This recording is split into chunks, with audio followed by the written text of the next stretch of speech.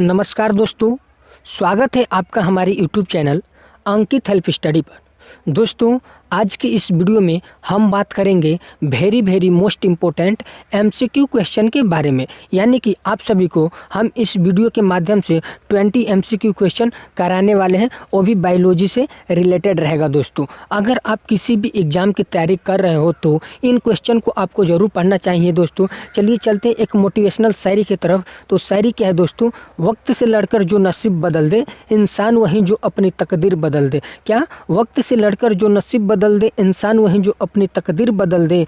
कल क्या होगा कभी मत सोचो मेरे दोस्त, क्या पता कल वक्त खुद अपनी तकदीर बदल दे, अपनी तकदीर बदल दे। तो चलिए चलते हैं क्वेश्चन नंबर पहले की तरफ। तो क्वेश्चन नंबर पहला क्या दिया है दोस्तों?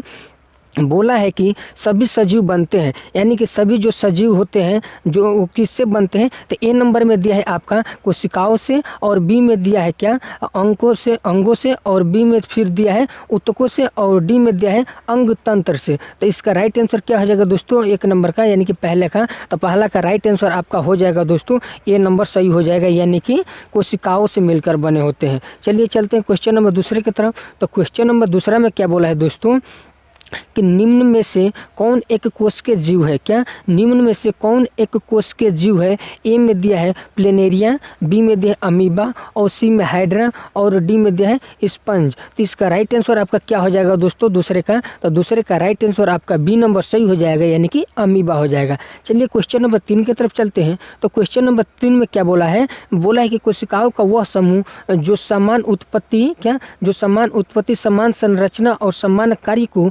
संपादित करते हैं, वो कहलाते हैं, वो क्या कहलाते हैं? ए में दिया अंग, बी में दिया अंग तंत्र, और सी में दिया ऊतक, और डी में दिया मस्तिष्क। यानी कि इसका राइट आंसर क्या हो जाएगा दोस्तों? 3 नंबर का। तो 3 नंबर का आपका राइट आंसर सी नंबर सही हो जाएगा, यानी कि ऊतक। चलिए क्वेश्चन नंबर 4 की तरफ चलते हैं। तो क्वेश्चन नंबर 4 में क्या बोला है कि ऊतक शब्द किसने दिया? क्या? जो ऊतक शब्द है वो किसने दिया? तो ए में दिया है रॉबर्ट हुक ने, और बी में दिया है रॉबर्ट ब्राउन ने, और सी में दिया है रॉबर्ट कोच ने, और डी में दिया है बिस्ट ने। तो इसका राइट आंसर क्या हो जाएगा दोस्तों? 4 नंबर का। तो 4 नंबर का आपका राइट आंसर हो जाएगा डी नंबर सही हो जाएगा। चलिए क्वेश्चन नंबर 5 की तरफ चलते हैं। तो क्वेश्चन नंबर 5 में क्या बोला है दोस्तों? बोला है कि ऊतकों के अध्ययन को कहते हैं क्या? ऊतकों के अध्ययन को क्या कहते हैं? ए में दिया है साइटोलॉजी, बी में दिया है माइकोलॉजी, और सी में दिया है फाइकोलॉजी, और डी में दिया है हिस्टोलॉजी। तो इसका राइट आंसर क्या हो जाएगा 5 नंबर का? तो आपका 5 नंबर का राइट आंसर सी नंबर सही हो जाएगा, यानी कि फाइकोलॉजी हो जाएगा। चलिए चलते हैं क्वेश्चन नंबर 6 की तरफ। तो क्वेश्चन नंबर 6 में क्या बोला है दोस्तों? हिस्टोलॉजी के जनक कहे जाते हैं क्या? हिस्टोलॉजी के जनक कहे जाते हैं। ए में दिया है मेयर, और बी में दिया है मार्सेलो मेलपिगी, और सी में दिया है बिस्ट, और डी में दिया है इनमें से कोई नहीं। तो आपका राइट आंसर क्या हो जाएगा दोस्तों? 6 नंबर का। तो 6 नंबर का आपका राइट आंसर सी नंबर सही हो जाएगा, यानी बिस्ट। चलिए क्वेश्चन नंबर 7 की तरफ चलते हैं। तो क्वेश्चन नंबर 7 में क्या बोला है दोस्तों? बोला है कि निम्न में से कौन सा एक जंतु ऊतक का प्रकार नहीं है? ए में क्या दिया है?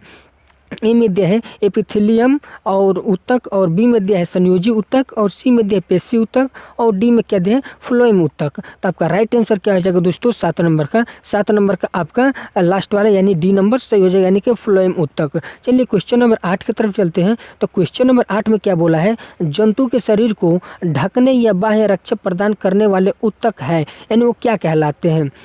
ए में दिया है एपिथेलियल ऊतक, उसके बाद से बी में बोला संयोजी ऊतक, और सी में पेशी ऊतक, और डी में तंत्रिका ऊतक। तो यानी कि आपका राइट आंसर 8 नंबर का क्या हो जाएगा? आपका 8 नंबर का राइट आंसर ए नंबर सही हो जाएगा। चलिए क्वेश्चन नंबर 9 की तरफ चलते हैं। तो क्वेश्चन नंबर 9 में क्या बोला है दोस्तों? बोला है एपिथेलियस ऊतक का मुख्य कार्य है। ए में रक्षा, बी में दिया है श्रावण करना, और सी में दिया अवशोषण करना, और डी में इनमें से कोई नहीं। तो आपका राइट आंसर क्या हो जाएगा दोस्तों? 9 नंबर का।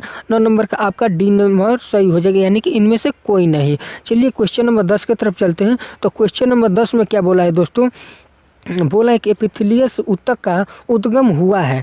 ए में दिया है बाह्य जनन स्तर से, उसके बाद बी में दिया है मध्य जनन स्तर से, और सी में दिया है अंतः जनन स्तर से, और डी में दिया इनमें से सभी से। तो यानी कि इसका राइट आंसर क्या हो जाएगा आपका 10 नंबर का? 10 नंबर का डी ऑप्शन सही हो जाएगा, यानी कि इनमें से सभी हो जाएगा। चलिए क्वेश्चन नंबर 11 की तरफ चलते हैं। तो क्वेश्चन नंबर 11 में क्या बोला है दोस्तों? बोला है कि किस कोशिकाओं के बीच अंतर कोश के प्रसार नग्न होता है, यानी कि छोटा होता है। ए में दिया तंत्रिका ऊतक, बी में दिया संयोजी ऊतक और सी में दिया है एपिथेलियस ऊतक और डी में दिया पेशी ऊतक। तो इसका राइट आंसर क्या हो जाएगा दोस्तों 11 नंबर का। तो 11 नंबर का आपका राइट आंसर सी नंबर सही हो जाएगा, यानी कि एपिथेलियस ऊतक हो जाएगा।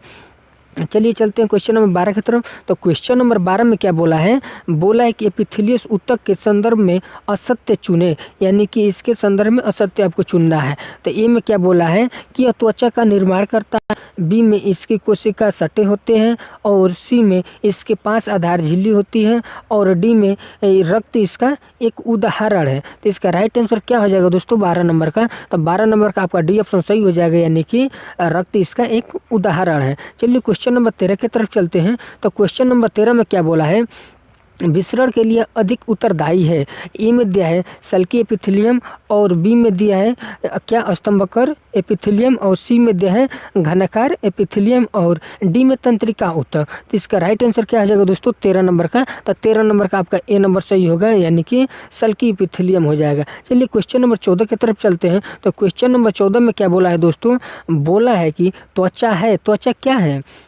ए में बोला है घनाकार एपिथेलियम और बी में बोला है स्तंभकार एपिथेलियम और सी में बोला है अस्तारित सल्की एपिथेलियम और डी में बोला है सामान्य सल्की एपिथेलियम। तो यानी कि इसका राइट आंसर क्या हो जाएगा दोस्तों 14 नंबर का। तो आपका 14 नंबर का सी ऑप्शन सही हो जाएगा। चलिए क्वेश्चन नंबर 15 की तरफ चलते हैं। तो क्वेश्चन नंबर 15 में क्या बोला है दोस्तों, बोला है कि सल्की एपिथेलियम ऊतक पाया जाता है।